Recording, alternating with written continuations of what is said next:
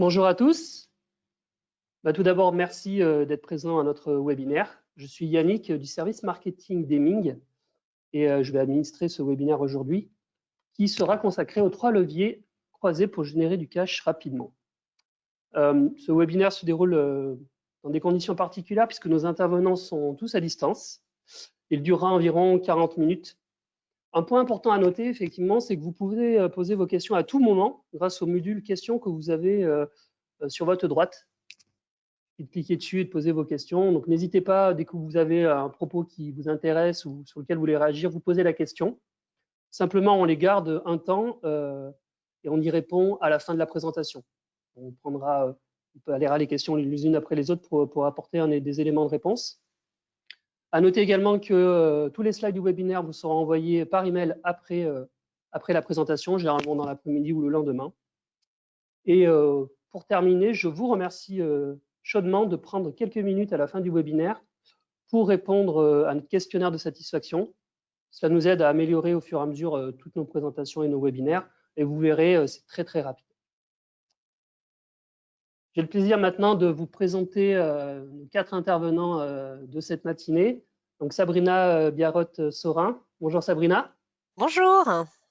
Donc, qui est chez nous experte scientifique innovation. Jean-François Xavier Pic. Bonjour à tous. Qui est fiscaliste au sein des équipes d'Heming. Christophe Bensoussan. Bonjour Christophe. Bonjour. Manager Performance Pay au sein de la BL RH. Christophe Guillamet. Bonjour Thibault, pardon, Guillamet, bonjour Thibault. Oui, bonjour. Qui est consultant expert management d'énergie au sein des équipes énergie d'Heming. Donc voilà, ils vont vous accompagner durant tout ce webinaire.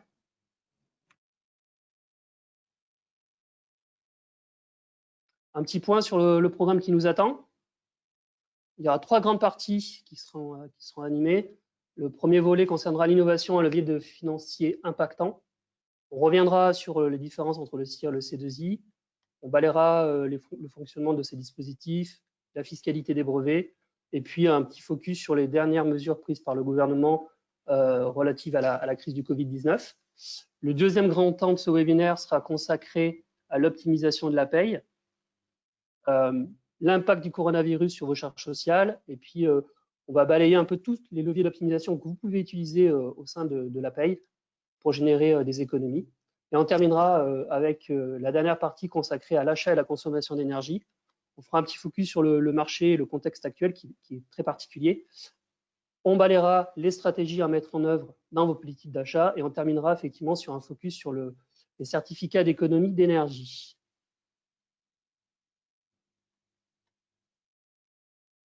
Un petit point sur le contexte qui a motivé ce webinaire.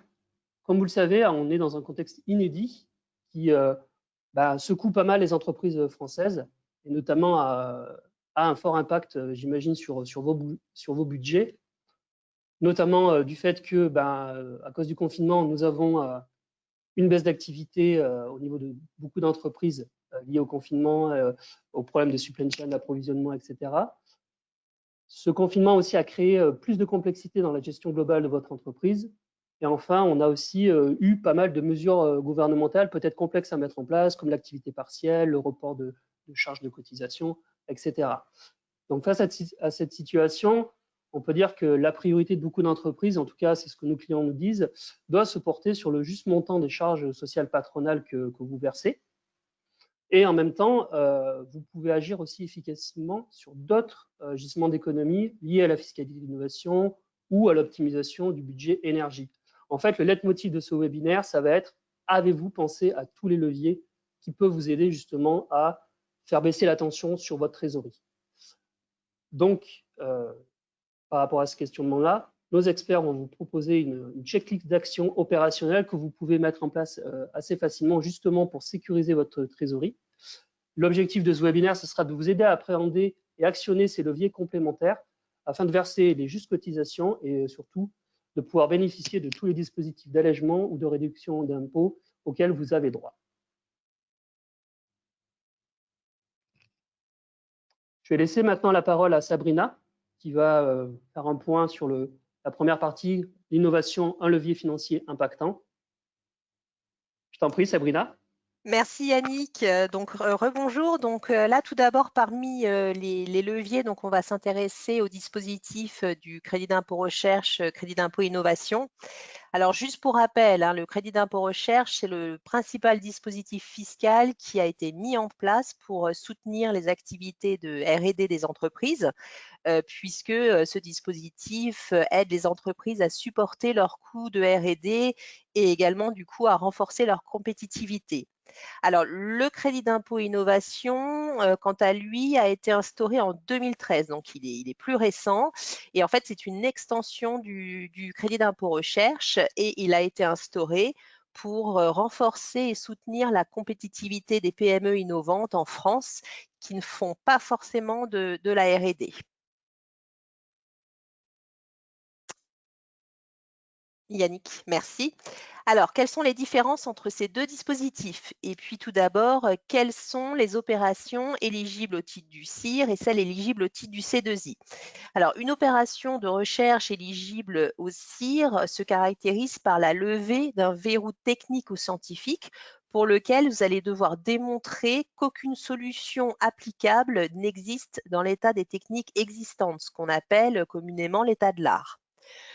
Concernant le C2I, une opération d'innovation donc éligible à ce dispositif se caractérise par la nouveauté d'un produit qui n'est pas encore mis à disposition sur le marché et qui se distingue des produits existants sur le plan technique, de l'éco-conception, de l'ergonomie ou encore de par ses fonctionnalités. Donc, si on fait une analyse comparative de ces deux dispositifs, vous voyez bien que pour le CIR, il n'y a pas de limitation de taille dans les entreprises pouvant opter au dispositif, tandis que pour le C2I, seules les PME au sens communautaire peuvent y prétendre. Donc, juste pour rappel, une PME au sens communautaire veut dire moins de 250 salariés, un chiffre d'affaires inférieur à 50 millions d'euros ou un bilan inférieur à 43 millions d'euros. Donc, les activités éligibles au titre du CIR doivent relever soit de la recherche fondamentale, soit de la recherche appliquée ou du développement expérimental. Les activités éligibles au titre du C2I correspondent à des opérations de conception de prototypes ou d'installations pilotes, donc de biens corporels ou incorporels qui sont nouveaux sur le marché. Le taux du CIR est de 30% sans plafond, tandis que le taux du C2I est de 20% avec une limitation à 400 000 euros des dépenses valorisables, ce qui veut dire qu'on peut obtenir un taux maximal de C2I de 80 000 euros. Donc, pour rappel, le crédit d'impôt recherche est un dispositif déclaratif dont le coût annuel est évalué à plus de 6 milliards d'euros. Et concernant le C2I, en 2019, il représentait quant à lui une dépense de 166 millions d'euros. Dès lors, vous pouvez du coup vous douter que ces dispositifs font l'objet d'un contrôle rigoureux et de plus en plus pointu par les services vérificateurs, donc que ce soit l'administration fiscale ou le ministère de la Recherche. Alors, comment peut-on les sécuriser? Donc, pour le CIR, il est indispensable que vous anticipiez les questions qui vous seront posées en cas de contrôle fiscal ou d'expertise. Et ces questions seront, les opérations que vous avez valorisées sont-elles bien éligibles et est-ce que vous êtes capable de le démontrer d'un point de vue scientifique? Alors, comment fait-on? Eh bien, en fait, au travers des 3 piliers suivants. Donc, premièrement, il faut que vous ayez eu une méthodologie de sélection rigoureuse des opérations de R&D que vous valorisez en vous appuyant sur les 5 critères d'éligibilité. Ces 5 critères sont l'incertitude, la créativité, la nouveauté, la systématicité et la transférabilité, reproductibilité. Deuxièmement, vous devez être capable de justifier scientifiquement l'éligibilité de ces opérations de recherche que vous avez valorisées, et ce, en renseignant pour chacune d'entre elles la trame du ministère de la Recherche.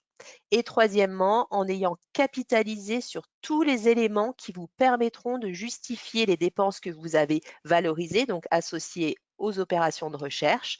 Donc, ça va être par exemple la qualification du personnel retenu, l'origine des temps passés en R&D que vous avez valorisé, concernant la sous-traitance, tout ce qui est contrat, facture, rapport des sous-traitants, etc. Donc, concernant le C2I, les 3 piliers sont premièrement l'identification du marché de référence. Donc, ça veut dire que vous avez identifié les entreprises concurrentes et donc le marché. Deuxièmement, vous devez avoir démontré que le prototype ou l'installation pilote du nouveau produit présente des performances supérieures que vous avez mesurées par rapport aux produits qui sont commercialisés par les concurrents, donc ce qu'on a appelé le marché de référence, et ce, à la date de début des travaux. Et troisièmement, comme pour le dispositif du CIR, vous devez également capitaliser sur tous les éléments qui vous permettront de justifier les dépenses valorisées. Donc en conclusion, je vous invite très fortement à mettre en place dès le début des travaux une procédure de suivi de collecte des informations dans un souci de conservation des informations.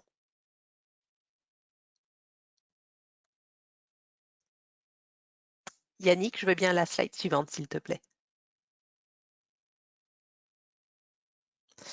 Alors, une récente évaluation du dispositif du crédit d'impôt innovation par l'INSEE sur la période 2009 à 2016 a montré l'impact positif de C2I sur les PME qui en bénéficient. D'une part, donc le C2I permet un meilleur développement économique global en termes d'emploi et de chiffre d'affaires. Et le C2I est une incitation à proposer des produits supplémentaires originaux sur le marché. Pourtant, ce qu'on observe, c'est qu'il existe encore des freins pour les sociétés à opter au titre de ce dispositif. Alors, quels sont ces freins? Eh bien, même si les dispositifs crédit d'impôt recherche et crédit d'impôt innovation sont censés être complémentaires, la délimitation entre les deux est encore perçue comme incertaine et confuse pour les entreprises. La peur du contrôle fiscal est également un frein à la déclaration du C2I. Et puis, le gouvernement souhaite évaluer l'efficacité de ce dispositif. Du coup, pour l'instant, il l'a borné jusqu'au 31 décembre 2022 dans le cadre de la loi de finances 2020. Donc, forcément, sa pérennité questionne les entreprises. Néanmoins, malgré ces freins, si vous arrivez à démontrer l'atteinte des performances supérieures par votre nouveau produit sur la base des résultats des tests que vous aurez menés sur le prototype ou l'installation pilote, je vous rassure, tout se passera bien. Alors, capitalisez sur les études de marché et les activités menées, les variables quantitatives mesurées et n'oubliez pas que le prototype ne doit pas être vendu. En effet, au sens du C2I, un prototype n'est pas destiné à être mis sur le marché. Je veux bien, Yannick, que tu passes à merci. Alors, à titre d'exemple, je vous propose 3 typologies de projets. Donc, le premier projet consiste dans un contexte de diminution de l'acoustique des moteurs d'avion à mener des recherches pour améliorer les performances de matériaux poreux et ce à basse fréquence. Donc, si les 5 critères sont bien respectés, tout donne lieu de penser que ce projet sera éligible au titre du CIR. En effet, l'objectif du projet laisse présager notamment d'une démarche scientifique rigoureuse et d'une amélioration de connaissances scientifiques. Le deuxième projet, quant à lui, consiste à développer un dispositif médical et plus particulièrement un nébuliseur buccal qui se doit d'être ergonomique car à destination des jeunes patients atteints de mucoviscidose. Donc, dans le cadre de ce projet, on cherche à développer un nouveau produit et si on est capable de démontrer par des tests que les performances ergonomiques du prototype de ce nouveau produit sont bien supérieures à celles des nébuliseurs du marché de référence, eh bien, a priori, ce projet sera éligible au titre du C2I. Le troisième projet, quant à lui, vise à adapter une méthode bien connue, la méthode d'élution en HPLC, pour pouvoir purifier un nouvel actif qui appartient à une famille de molécules connues. Donc, pour ce projet, a priori, aucune amélioration de connaissance ou d'incertitude ne laisse présager d'une éligibilité au titre du CIR. Et en effet, une technique connue, donc l'HPLC, est mise en œuvre pour purifier un actif qui appartient également à une famille connue. Donc l'amélioration de connaissances semble donc relativement faible, si ce n'est existante. Voilà, j'espère que ces exemples vous auront servi et puis je laisse la main à François Xavier. Bonjour à tous, merci Sabrina. Donc effectivement, une fois que vous avez identifié vos projets éligibles, il va falloir respecter une procédure de déclaration qui est un peu particulière en cette période de crise sanitaire, notamment en termes de délai.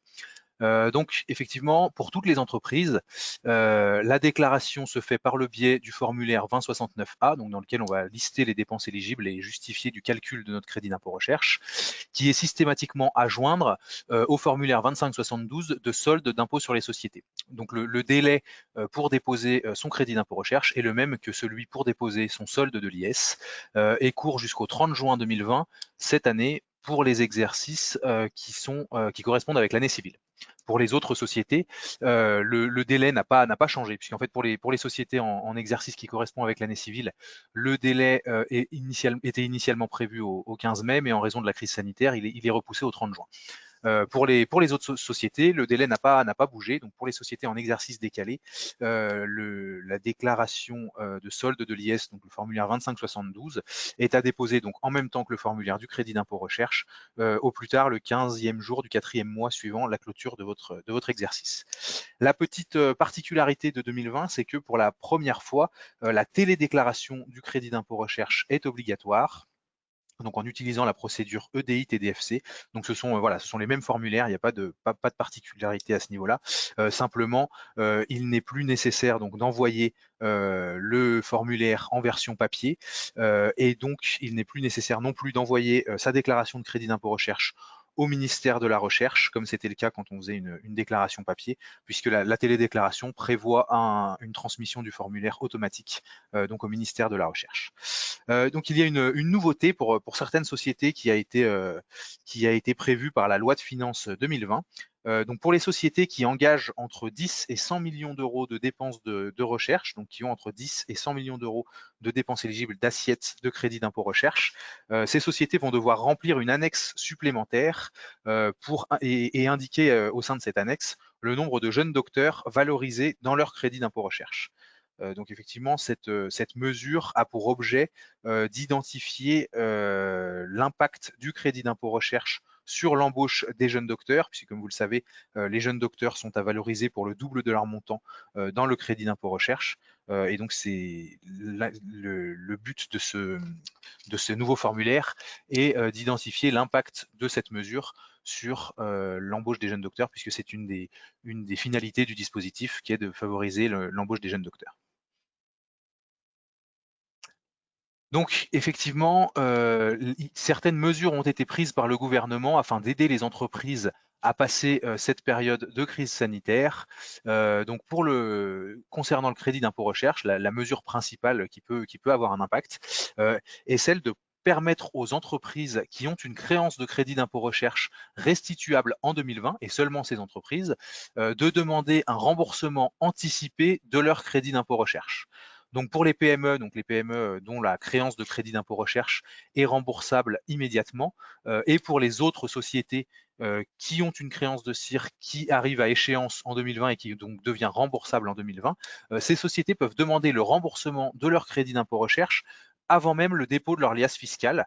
Donc la seule obligation est donc d'avoir clôturé ses comptes et d'avoir donc calculer son impôt sur les sociétés, puisque donc il faut demander le remboursement à l'aide du formulaire 2573, donc qui est le formulaire de demande de remboursement du crédit d'impôt recherche. On joint à ce formulaire évidemment le formulaire 2069A qui est le formulaire de déclaration du crédit d'impôt recherche, et enfin le relevé de solde d'impôt sur les sociétés pour justifier que notre crédit d'impôt recherche n'a pas été imputé sur l'impôt sur les sociétés ou pas imputé en totalité, et que donc on a une créance de crédit d'impôt recherche sur le Trésor. Donc ne sont concernés par cette possibilité de demander de manière anticipée le remboursement du CIR que les sociétés qui ont une créance de CIR remboursable en 2020. Toutes les créances de crédit d'impôt recherche qui existent pour les entreprises mais qui ne sont pas encore remboursables en 2020 ne sont pas concernées par cette mesure.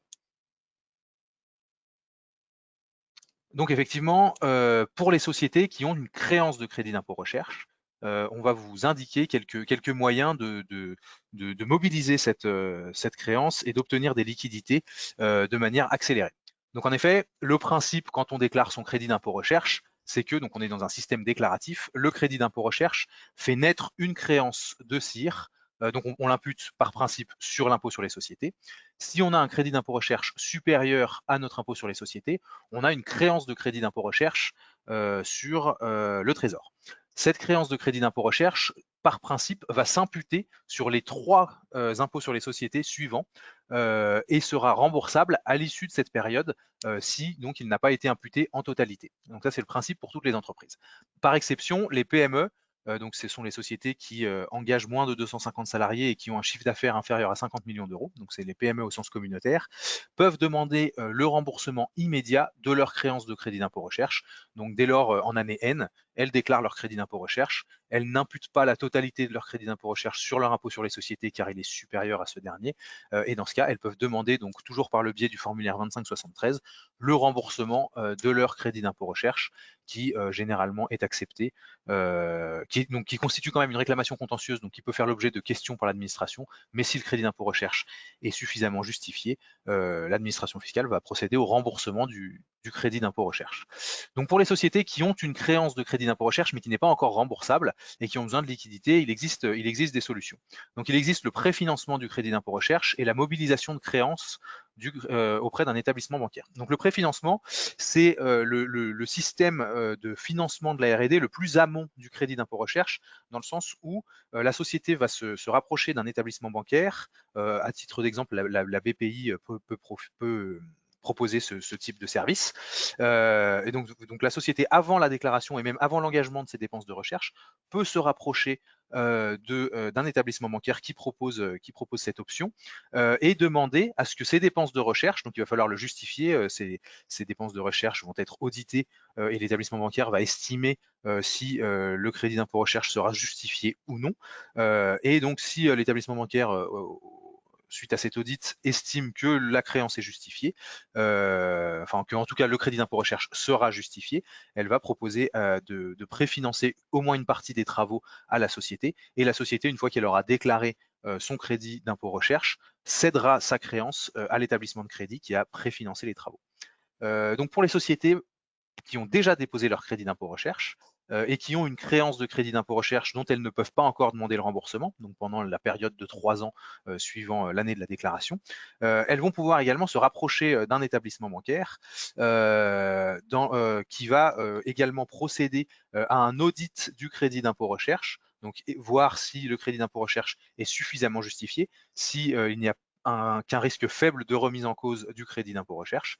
Si la banque estime que le crédit d'impôt recherche sera justifié, elle va donc acquérir la créance de crédit d'impôt recherche de la société, et une fois que la créance sera devenue liquide et exigible, c'est l'établissement bancaire qui se fera rembourser le crédit d'impôt recherche de la société, puisqu'elle se sera fait céder la créance de crédit d'impôt recherche.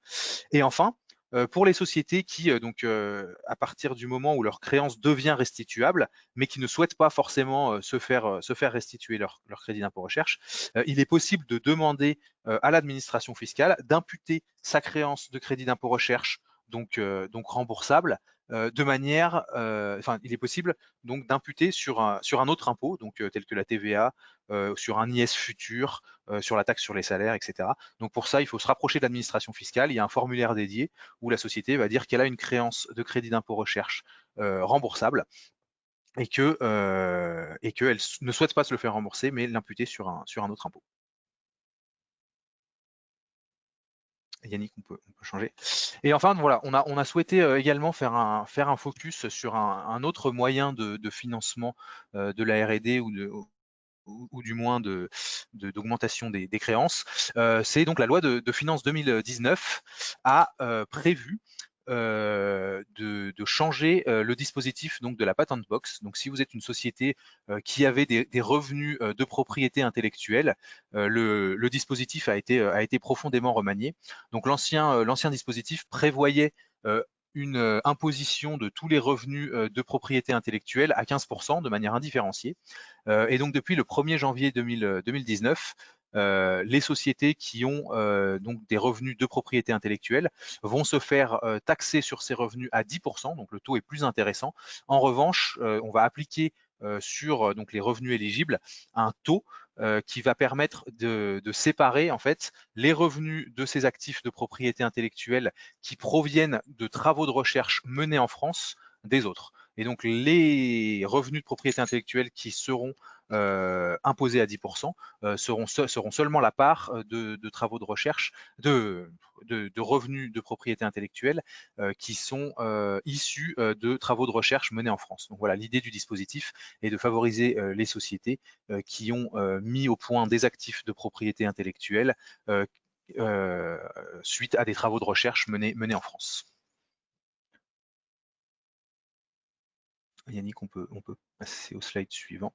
Donc effectivement, par rapport donc à l'ancien dispositif donc, qui était applicable jusqu'au 31 décembre 2018, le champ d'application est plus large.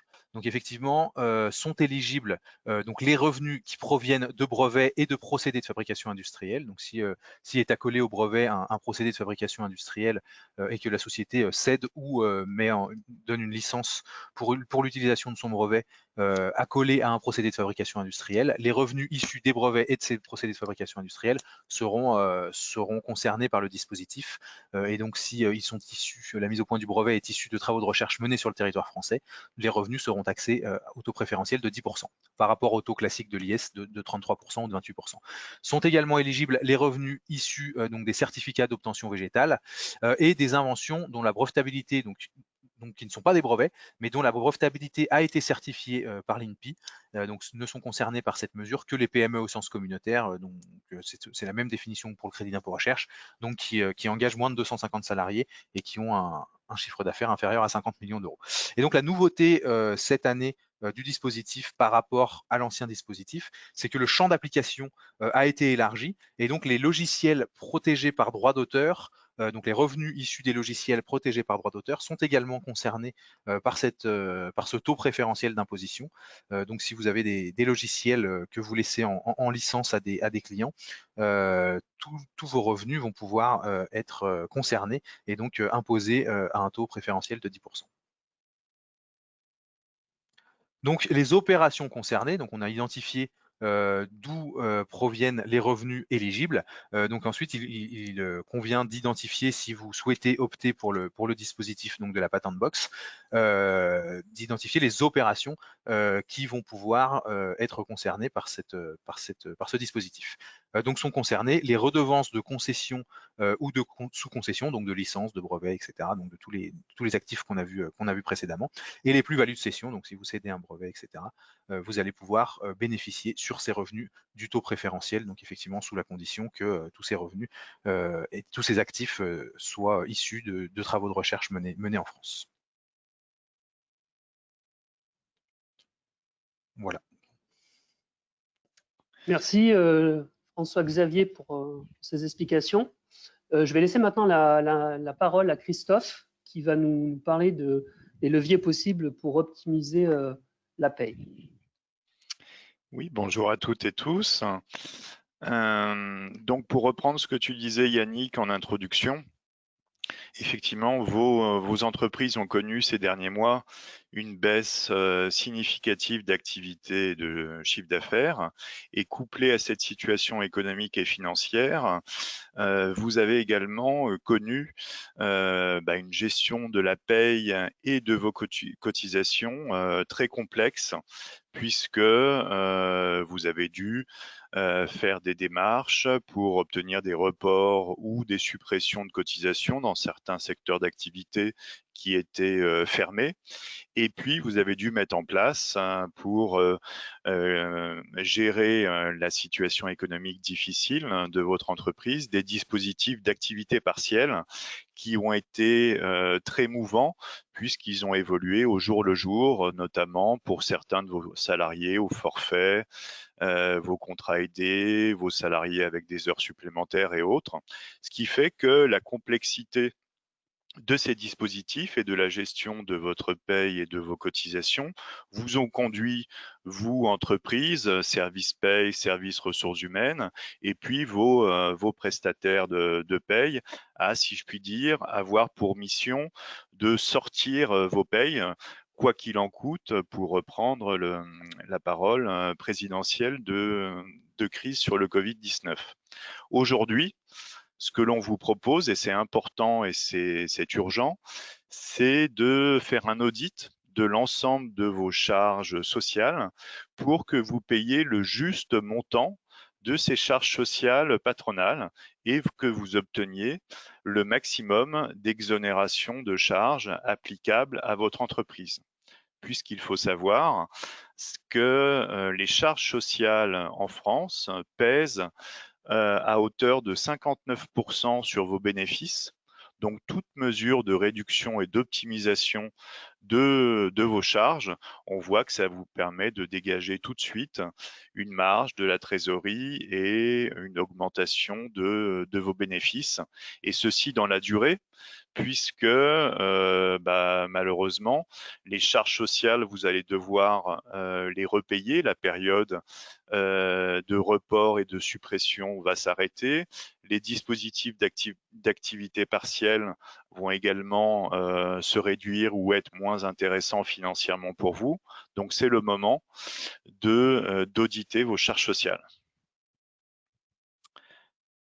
Alors, pour auditer vos charges sociales, on a différents axes d'optimisation.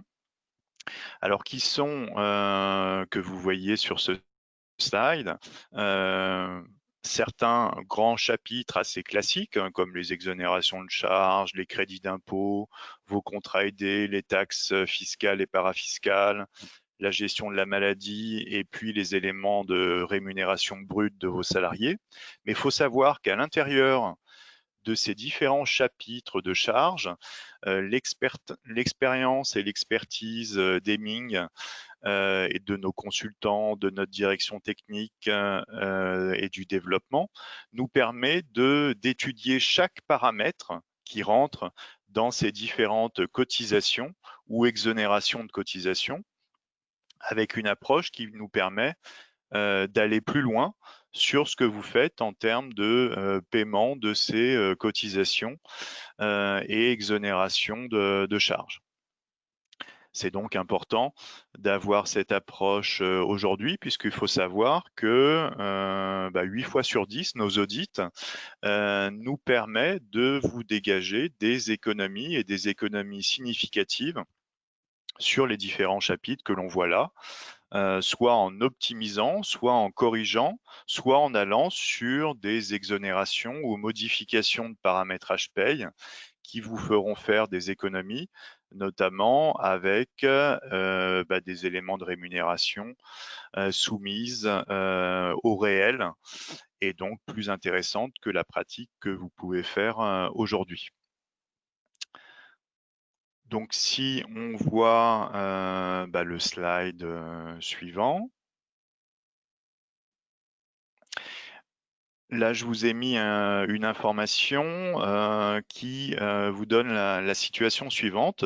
L'année dernière, par rapport à l'ensemble des clients et des entreprises que l'on a auditées, on a optimisé vraiment le juste cotisation de ces entreprises et le maximum d'allègement, comme je le disais, pour leur permettre d'avoir le plein potentiel des économies qui sont éligibles pour ces entreprises. Alors, quand on dit économie, ça veut dire des remboursements sur les cotisations URSSAF patronales sur les 36 derniers mois, et puis ensuite des économies réalisées chaque mois que votre paye et que vos cotisations sont versées sur le futur. Si tu peux juste revenir, avec une majorité d'économies sur la réduction générale de cotisation à hauteur de 36%, sur le versement mobilité qui a connu une réforme d'ailleurs cette année qui fait que l'audit est d'autant plus intéressant puisqu'il y a 2 dispositifs à étudier, donc 2 possibilités d'économie pour vos entreprises, notamment sur le passé. Et puis, les éléments de primes dont j'ai parlé et la contribution à GFIP, qui est également un sujet d'actualité, puisqu'elle a connu une réforme cette année en 2020, qui peut, pour vous, entreprise par exemple multi-établissements, vous faire des contributions qui vont être plus élevées et donc d'autant plus avoir un intérêt à faire des économies au titre des années passées sur ce sujet, la période étant les 5 dernières années. Ensuite, je vous ai mis une illustration par rapport à deux secteurs économiques et financiers qui sont très importants et qui sont très importants également par rapport aux conventions collectives qui nous permettent de faire certaines économies pour vous, entreprises. Donc le premier, c'est l'industrie. L'industrie, on voit dans le contexte du DRH que, comme vous et comme aujourd'hui, sa volonté, c'était de maîtriser ses charges et en même temps de faire des économies et des économies sécures. Et ce que l'on a fait pour lui, on le voit dans les résultats que l'on a obtenus. Différentes pistes d'économie ont été mises en œuvre. Vous voyez qu'elles sont diverses et variées. Allègement de charges, crédit d'impôt, exonération applicable à certains de ces établissements dans les DOM-TOM, le versement mobilité, et puis la rémunération chargée en cas d'accident causé par un tiers. Donc on voit l'exhaustivité de notre panel d'audit par ces résultats. Et puis, ça illustre également les économies que l'on fait faire à nos clients, puisqu'on a obtenu 750 000 € de remboursement sur le passé, et puis 180 000 € d'économies chaque année pour cette entreprise, donc une économie récurrente et une baisse de leur cotisation chaque mois qui passe dans le futur. Ça, c'était pour le secteur de l'industrie qui concerne certains des participants. Et puis, le deuxième secteur important, c'était le secteur de la grande distribution qui nous permet de voir deux choses. Un, des entreprises qui sont encore une fois multi-établissements, puisque certes, cette entreprise comprend 50 000 salariés, mais vous voyez qu'elle a 500 établissements entre 150 et 600 salariés. Donc, l'ensemble de nos audits et de nos économies sont applicables à toute structure et à tout établissement. Toute taille d'entreprise peut faire des économies sur l'optimisation des charges sociales. Et puis, pourquoi j'ai choisi également ce secteur de la grande distribution? C'est parce que par rapport au niveau de rémunération des salariés de ce secteur, qui sont en général plutôt bas, et puis avec des salariés avec un turnover assez élevé, entrée-sortie en cours de mois ou plus de CDD, vous voyez que le panel de l'audit est aussi important pour ce type de salariés et ce type d'entreprise, avec une économie très importante, puisque on a fait plus de 10 millions d'économies sur les allègements de charges pour cette entreprise, et notamment 1 million d'économies chaque année également pour cette entreprise, donc avec une baisse de leur cotisation chaque mois. Et bien entendu, avec un transfert de compétences à vos services paye et RH pour que cette économie soit bien pérenne pour les entreprises qui ont connu les audits avec notre entreprise Hemming. Voilà. Merci Christophe pour cette présentation des leviers d'optimisation de la paye. Je vais laisser la parole à Thibaut maintenant, qui va vous parler justement des leviers que vous pouvez mettre en œuvre pour maîtriser votre budget énergie. Oui, merci Yannick et bonjour à tous de nouveau. En effet, pour réduire ses charges, on peut s'attaquer au budget lié à la consommation d'énergie. Suivant le domaine d'activité de votre entreprise, c'est vrai que l'énergie peut représenter un coût important. Alors, je pense notamment au secteur industriel, à la grande distribution, mais aussi les entreprises ayant un parc immobilier important. Voilà, l'énergie représente souvent un coût non négligeable dans les charges globales. Et alors, sur la slide actuelle, on voit ce que représente finalement, ce que constitue un budget énergie. On a 5 parties différentes, mais qu'on peut regrouper en 2 grandes familles, qui sont la partie achat, premièrement, la maîtrise de la fourniture et de la facturation, puisque si vous prenez votre facture d'énergie, vous allez trouver tout d'abord les coûts de l'électron ou de la molécule de gaz, qui est une partie qui se négocie avec les fournisseurs, et un certain nombre de coûts annexes, qui sont l'acheminement, les taxes liées à l'énergie, la capacité, il y en a un certain nombre, et ces coûts annexes sont souvent optimisables. Alors aujourd'hui, on va faire un focus sur les prix de marché actuels dans cette période qui est un peu troublée. Et une seconde partie qui est vraiment la maîtrise de la consommation et de la production, et notamment en lien avec la possibilité de financer les travaux, puisqu'on peut aujourd'hui financer une grande partie de ces travaux liés à l'efficacité énergétique, notamment grâce au mécanisme des C2E. Donc, sur la slide suivante, on a un graphique qui représente finalement la variation des marchés de l'électricité depuis un certain nombre d'années. Aujourd'hui, le prix de votre fourniture, elle va dépendre essentiellement de ces marchés-là. Finalement, la marge que l'on va négocier avec les fournisseurs en faisant un appel d'offres représente une partie très faible finalement du prix final que vous allez payer. Donc vraiment, la majeure partie va dépendre des marchés. Donc ce qui est intéressant, c'est vraiment de s'intéresser à ces marchés-là pour savoir saisir les opportunités, puisque ces marchés sont très volatiles. Aujourd'hui, on remarque notamment qu'on a eu une chute en mi-mars à peu près, due en partie à la crise Covid, une chute des prix de l'électricité avec un plus bas historique depuis 2 ans à 37 €. Et on a eu un effet rebond avec les prix de l'électricité qui sont remontés de plus de 9 € depuis mi-mars, qui se trouvent aujourd'hui autour des 45 €. Alors, cette reprise, elle est due en partie ce rebond est dû en partie à la reprise économique, mais également à des annonces récentes d'EDF sur les disponibilités des centrales nucléaires pour l'hiver prochain.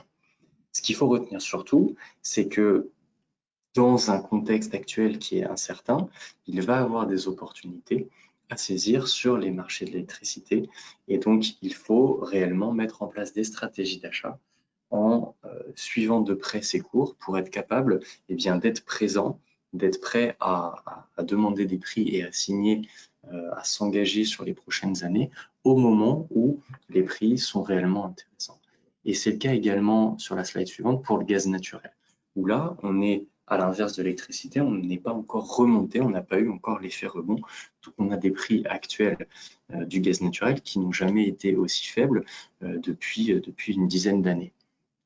Et ça, on peut estimer que ça va perdurer puisqu'on a une production importante de gaz naturel à l'échelle mondiale aujourd'hui et qu'on a une demande qui est toujours en berne. Donc, pour le gaz naturel comme pour l'électricité, la conclusion sur la partie fourniture, c'est vraiment de s'intéresser à ces marchés, de mettre en place des stratégies d'achat et surtout de ne pas attendre la fin de son contrat pour fixer son prix sur les années prochaines. Et c'est réellement comme ça qu'on va avoir la possibilité de faire des économies très importantes, puisqu'on voit qu'en quelques mois, on peut passer de 37 € du mégawattheure à 45 € du mégawattheure, ce qui fait une différence énorme sur des gros volumes pour les gros consommateurs.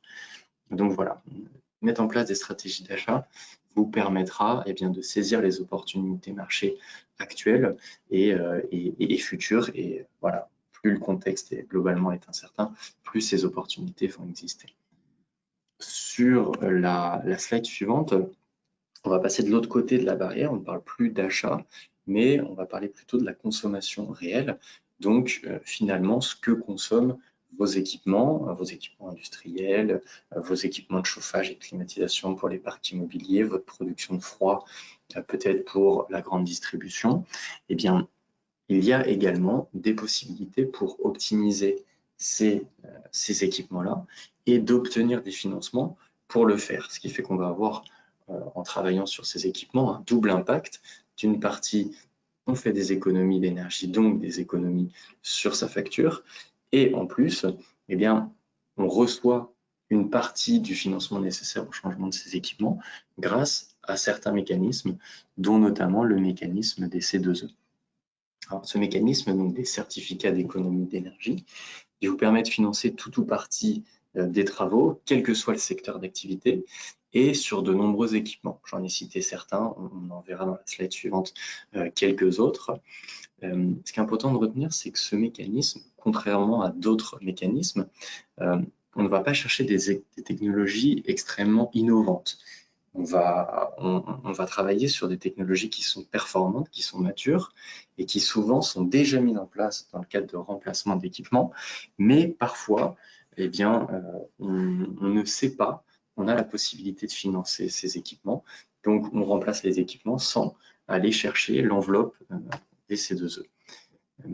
Un point très important, c'est que la valeur des C2E qu'on peut toucher, donc de ce financement, elle dépend d'un marché. Donc vous voyez les évolutions sur le graphique qui s'affiche. Et la crise Covid, finalement, a eu un effet très marginal sur les prix des C2E qui sont toujours très élevés et qui le sont depuis globalement mi-2019.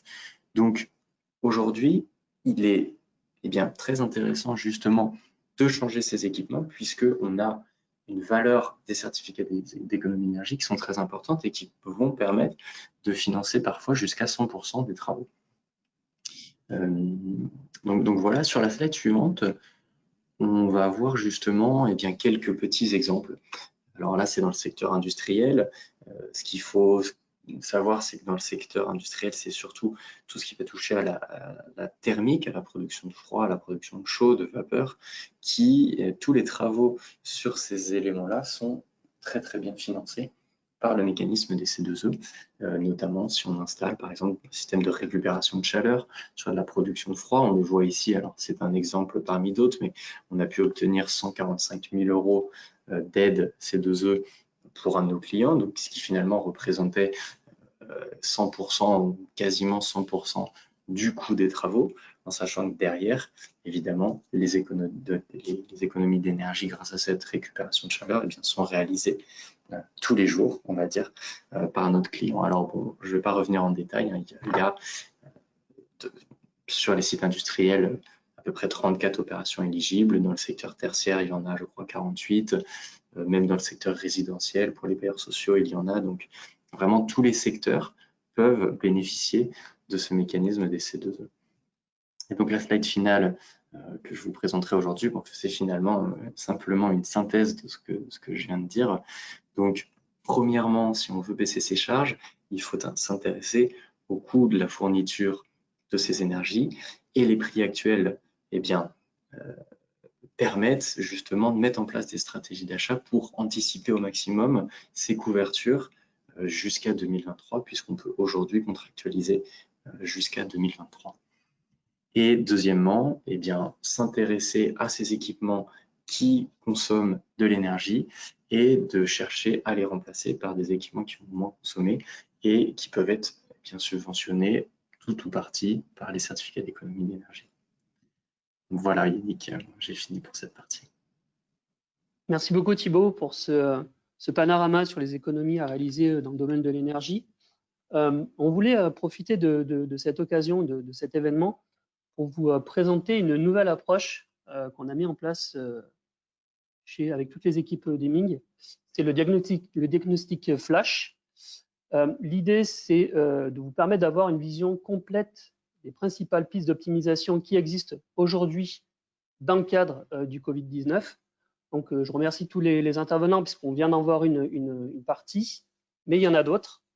L'idée là-dedans, c'est de pouvoir répondre, et on est sollicité par des entreprises qui nous demandent justement quels sont nos leviers pour les aider à sortir de l'ornière créée par la crise.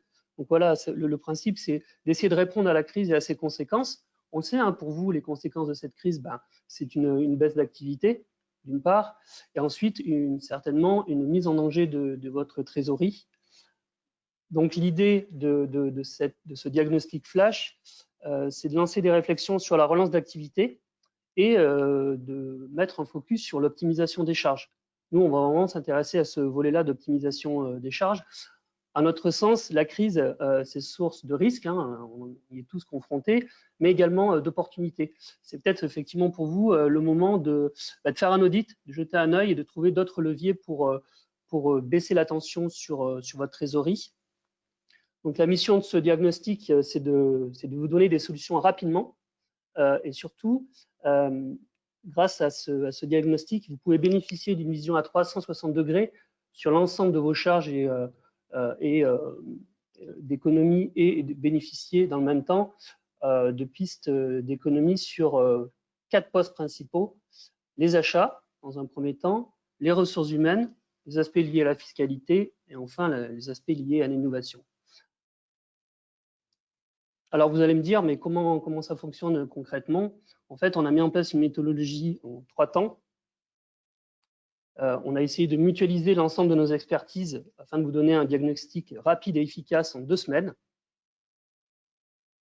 L'idée de ce premier temps, c'est de vous donner la cartographie assez précise de vos enjeux et des opportunités à saisir en 2 semaines. Bien sûr, on définira avec vous les infos demandées, les besoins documentaires et les ressources nécessaires pour réaliser ce diagnostic flash, sachant qu'ils sont minimums et qu'on peut échanger toutes ces informations grâce à notre plateforme sécurisée.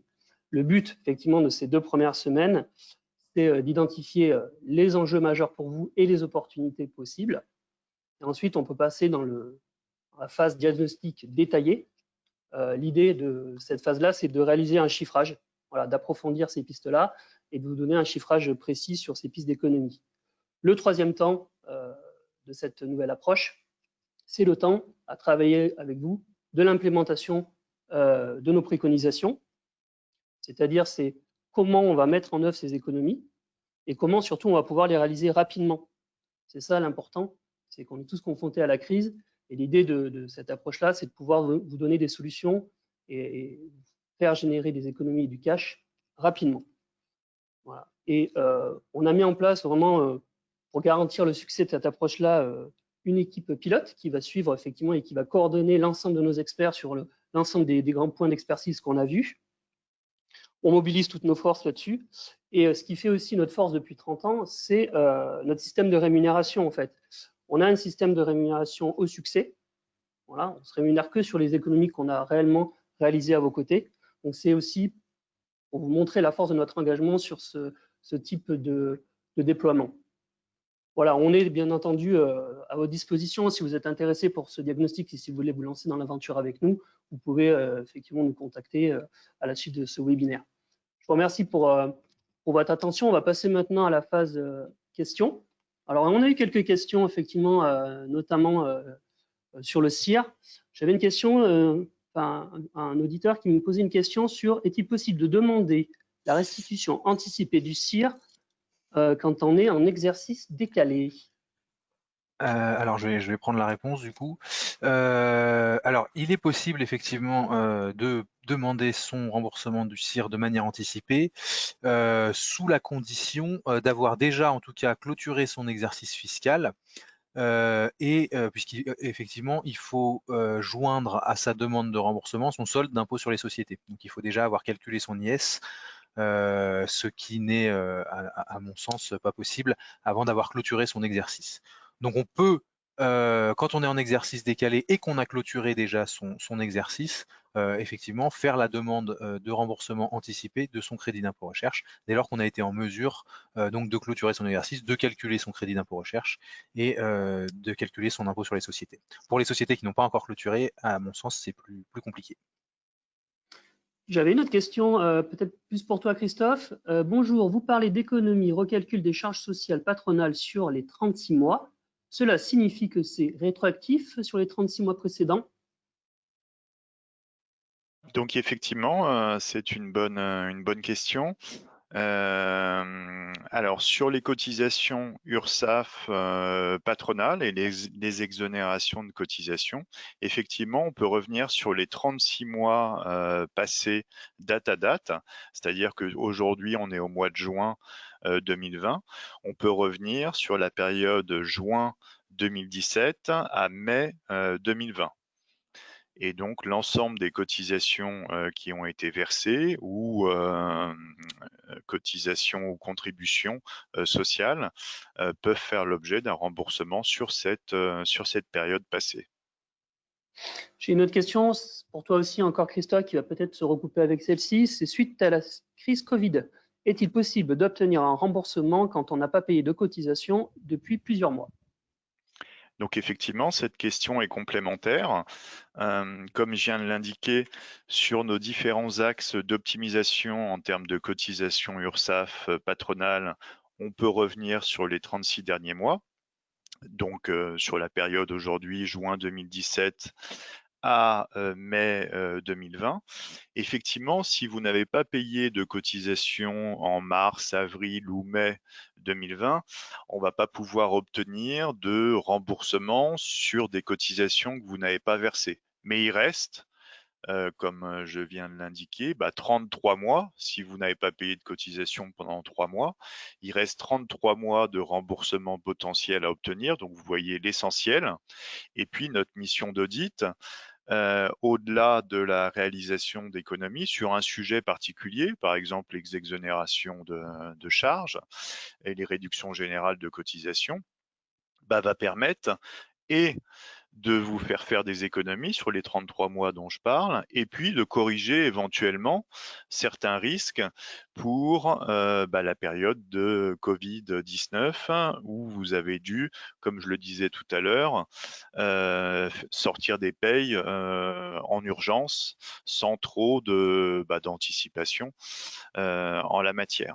Et puis ensuite, au-delà de ce montant de remboursement, donc sur les 33 derniers mois, du coup, ce que nous posent comme question nos clients, c'est comment en obtenir une économie sonnante et trébuchante, si je puis dire. Eh bien, il y a deux solutions. Comme toujours, j'ai envie de dire. La première solution, c'est suite à une décision de l'URSSAF qui vous accorde ce remboursement, c'est d'en demander le virement directement sur votre compte bancaire par l'intermédiaire d'un RIB, tout simplement. Et donc, vous allez obtenir un virement de l'URSSAF. Soit la deuxième possibilité, comme je l'indiquais tout à l'heure, vous allez maintenant devoir repayer des cotisations à partir de juin, juillet, sauf secteur qui est encore fermé. Et donc, sur les cotisations que vous allez verser, par exemple au mois de juin, si vous obtenez 50 000 € d'avis de crédit, c'est-à-dire de décision de remboursement de l'URSSAF, sur une optimisation de vos charges sociales, et que vous deviez payer 200 000 € de cotisation en juin, eh bien, au lieu de payer 200 000 €, vous allez payer 200 000 € moins 50 000, c'est-à-dire 150 000 € de cotisation au titre de vos cotisations du mois de juin 2020. Donc, avec une immédiateté de la réalisation de ces économies. Merci Christophe.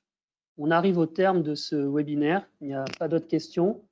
Je vous remercie à tous. Merci aux intervenants pour vos lumières et vos éclairages sur des leviers d'optimisation qui, somme toute, sont importants dans cette période un peu troublée. Merci à tous les participants. J'espère que ça a répondu à certaines de vos questions. Si vous voulez aller plus loin, si vous avez d'autres questions, n'hésitez pas à nous contacter. Nos experts se feront un plaisir de vous répondre directement. Merci à tous. Je vous souhaite une excellente après-midi. À bientôt. Au revoir. Merci à tous. Au revoir. Bonne journée. Au revoir. Merci. Au revoir.